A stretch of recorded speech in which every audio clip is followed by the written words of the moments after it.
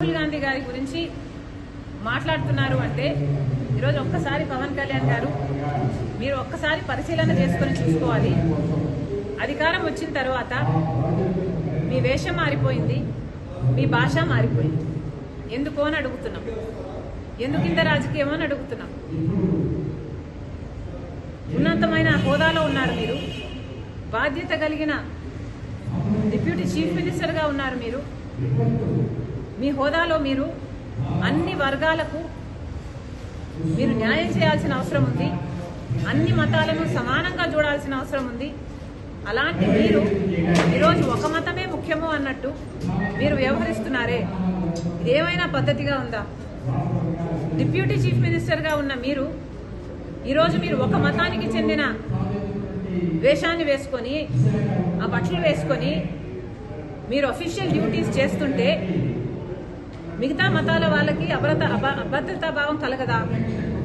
ఏం ఆలోచిస్తున్నారు సార్?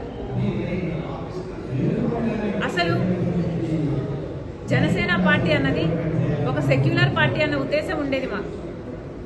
కానీ ఈరోజు అర్థమవుతుంది ఇది కూడా ఒక రైటిస్ట్ పార్టీ అని. ఏం అవసరం అని అడుగుతున్నాం. అసలు ఆర్ఎస్ఎస్ సిద్ధాంతం కదా ఇది. మతం అడ్డు పెట్టుకొని రాజకీయాలు చేయడం అన్నది ఆర్ఎస్ఎస్ సిద్ధాంతం. ఆ సిద్ధాంతాన్ని బీజేపీ అనుసరిస్తుంది అంటే అర్థం ఉంది. మీరెందుకు ఆ సిద్ధాంతాన్ని ఎత్తుకున్నారు? మీరు కూడా బీజేపీ లాగా ఏమైనా ఆర్ఎస్ఎస్ మీరు కూడా ఏజెంటా, డబుల్ ఏజెంటా? మోడీ డైరెక్షన్ లో కదా జరుగుతున్నది యాక్టింగ్ అంతా. మోడీ గారు డైరెక్ట్ చేస్తున్నారు, పవన్ కళ్యాణ్ గారు యాక్టర్ గా మారారు. ఎందుకని అడుగుతున్నాం.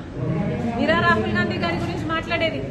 ఏమైంది సార్? మణిపూర్లో క్రైస్తవుల ఊచకోత చేస్తే బీజేపీ పార్టీ, ఇదే మోడీ గారు ఎందుకు మాట్లాడలేదు మీరు? మరి ఇప్పుడు ఒక మతమే ముఖ్యమన్నట్టు మీరు మాట్లాడుతున్నారే, మరి ఆ మతానికి చెందిన వాళ్ళు మనుషులు గారా? ఆ మతానికి చెందిన వాళ్ళు మీకు ఓట్లు వేయలేదా? మీరోజు ఒక హోదాలో ఉన్నారు, ఒక పదవిలో ఉన్నారు, కనీసం ఆలోచన కూడా లేకుండా మీరు మిగతా మతాలు ఏవి ఇంపార్టెంట్ కాదన్నట్టు ఒక మతాన్నే భుజాన వెతుకుంటే మరి మిగతా మతాల వాళ్ళంతా ఏమనుకోవాలండి మిమ్మల్ని? మీరా రాహుల్ గాంధీ గారి గురించి మాట్లాడేది? ఒక పక్క ఊచకోత జరుగుతుంటే ఇంకో పక్క రాహుల్ గాంధీ గారు బీజేపీ పార్టీ మణిపూర్లో ఊచకోత చేస్తుంటే, గౌతరాలైనా మణిపూర్ అయినా దీనికి అంతటికీ కారణం బీజేపీ పార్టీ కాదా?